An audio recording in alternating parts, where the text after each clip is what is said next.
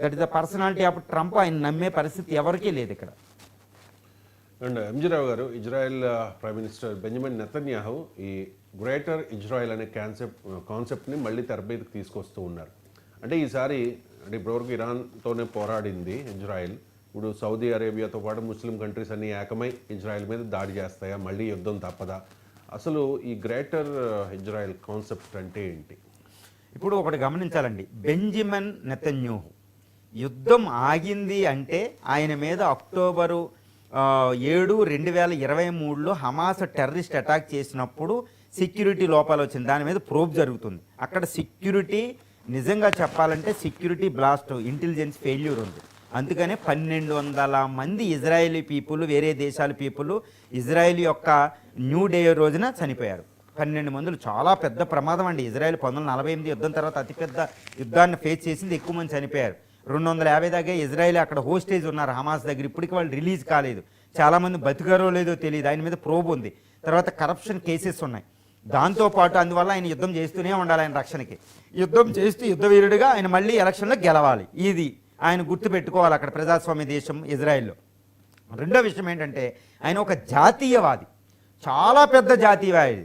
ఆయన ఎలా అంటాడంటే David Ben Gurion అంటే ఇజ్రాయలీ ఫౌండర్ తర్వాత అతిపెద్ద పేరు వచ్చినోడు అనమాట, ఎక్కువ యుద్ధాల్లోకి వెళ్ళినోడు ఈయన ఏంటంటే ఈయన ఒక మ్యాప్ని ఐక్యరాజ్య సమితిలోనే ఆయన ప్రదర్శించాడు ఒక రకంగా, యునైటెడ్ నేషన్ జనరల్ అసెంబ్లీలో. అదేంటంటే బ్లెస్డ్ ఇజ్రాయెల్ అనుకుంటూ పెద్ద మ్యాప్ ఏంటంటే గ్రేటర్ ఇజ్రాయెల్. మనం గ్రేటర్ మణిపూర్లో ఇలా వింటూ ఉంటాం. ఇప్పుడు ఉన్న ఇజ్రాయెల్ కాదు, మా ఒరిజినల్ ఇజ్రాయెల్ ఉందంటాడు. ఆ ఇజ్రాయెల్ ఎప్పుడుదంటే ఓల్డ్ బైబిలికల్ థియరీ కూడా ఉందండి, బైబిల్లో వీటిలో ఉందని కూడా చెప్తారు, యునియన్ అని కూడా చెప్తారు. చాలా థియరీస్ ఉన్నాయండి, చాలా బుక్స్ కూడా దాని మీద ఉంది. ఈ థియరీ ప్రకారం ఏంటంటే అదేంటంటే నైల్, ఈజిప్ట్లోని నైలు నది నుండి ఇరాక్ దగ్గరున్న యూఫ్రటీస్ రివర్ వరకు, అంటే ఏంటి ఈజిప్టులో కొన్ని భాగాలు, సిరియాలో కొంత భాగం, జోర్డాన్లో కొంత భాగం, సౌదీ అరేబియాలో కొంత భాగం, అదేవిధంగా ఇప్పుడు గాజా, పాలస్తీన్ టెరిటరీసు, టర్కీలో కొంచెం భాగం, ఇవన్నీ కలిపితే ఇరాక్లో కూడా ఇవన్నీ కలిపితే గ్రేటర్ ఇజ్రాయెల్, ఏ జ్యూయిష్ బ్లెస్సడ్ ల్యాండ్ అంటారనమాట దీనికి బైబిలికల్గా.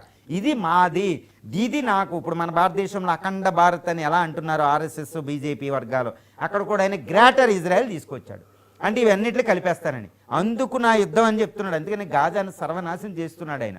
తర్వాత ఇరాన్ మీద ఇంకా ప్రబల శక్తిగా ఉన్న ఇరాన్ అటాక్ చేసి అక్కడ హిజ్బుల్లా, లెబనాన్ దగ్గర ఉన్నది లెబనాన్, హిజ్బుల్లా నాశనం అయింది, ఇవన్నీ నాశనం అయింది. సో ఇప్పుడు లెబనాన్లో తిరుగులేదు. జోర్డాన్ యుద్ధం చేసే దేశం కాదు.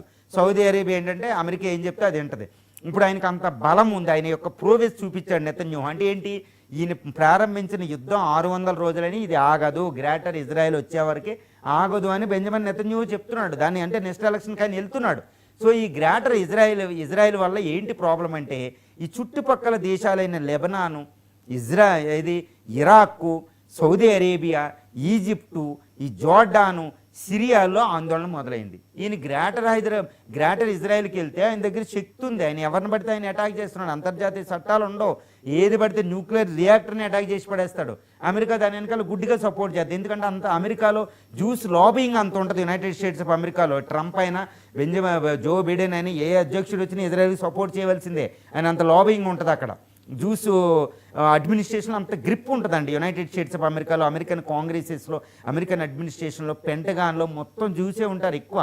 ఎందుకంటే సుమారు చెప్పాలంటే 40% అడ్మినిస్ట్రేషన్ జ్యూస్ చేతిలో ఉంటుంది, యూదుల చేతిలో. కాబట్టి అది వస్తుంది. మతం అనేది ఒక అఫినిటీ కూడా ఉంది. కాబట్టి ఈయన గ్రేటర్ ఇజ్రాయెల్కి వెళ్ళిపోయారు అనుకోండి, ఎవరు అడ్డగించేవాళ్ళు లేరు ఈయన్ని. కాబట్టి గ్రేటర్ ఇజ్రాయెల్కి వెళ్ళిపోతే ఈ సౌదీ అరేబియా ఇవన్నీ ఆందోళనకు వస్తున్నాయి. కాబట్టి ముస్లిం దేశాల్లో ఒక తీవ్రమైన ఆందోళన అనేది మొదలైపోయింది. ఎందుకంటే ఇజ్రాయెల్కి అంత ఫోర్స్ ఉంది కాబట్టి, అంత శక్తి ఉంది కాబట్టి. అందుకే ఇప్పుడు ఇరాన్ బలహీనపరిచేశారు. అక్కడ రష్యా అక్కడ అడ్డుకు రాలేదు ఇప్పుడు, ఎందుకంటే అది యుద్ధంలో ఇరుక్కుపోయింది. కాబట్టి ఇది ఒక మంచి సమయం అని ఇజ్రాయెల్ అధ్యక్షుడు, ప్రస్తుత ఇజ్రాయెల్ ప్రధాని బెంజమిన్ నెతన్యాహు ఆ ప్లాన్లో ఉన్నాడని తెలుస్తుంది. It's a biggest plan. ఈ బిగ్గెస్ట్ ప్లాన్ వచ్చిందంటే ఇంకా గల్ఫ్ అస్తవ్యస్తం, 3వ ప్రపంచ యుద్ధం మాత్రం తిరుగు లేకుండా ఉంటుందని అయితే చెప్పవచ్చండి. ఈ ప్రపంచంలోనే